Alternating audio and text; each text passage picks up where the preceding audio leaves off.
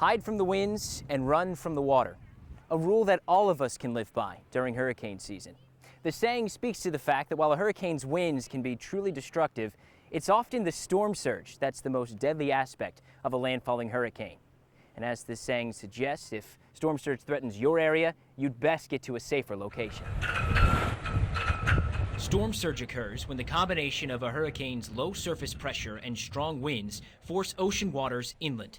The severity of the storm surge is determined by four main factors: the layout of the nearshore environment, the size of the landfalling storm, the storm's strength, and the hurricane's speed and direction of movement. So what's the worst case scenario for storm surge in southwest Florida?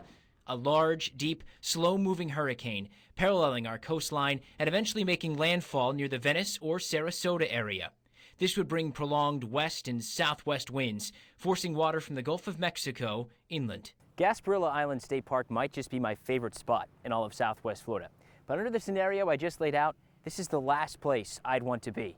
The area I'm standing right now and the beautiful Boca Grande lighthouse behind me would be under 10 or more feet of water.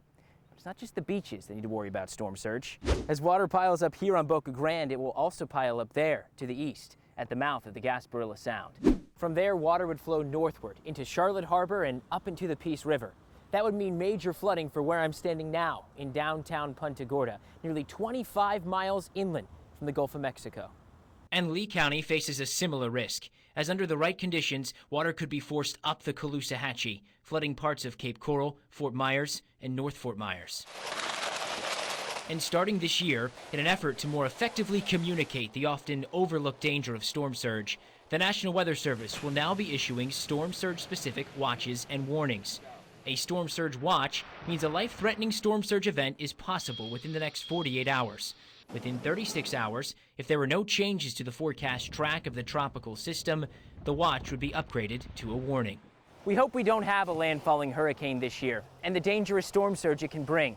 But living in southwest Florida, we know it isn't a question of if, but when. So know your zone, that is, your evacuation zone. Because remember, you can hide from the winds, but you should run from the water.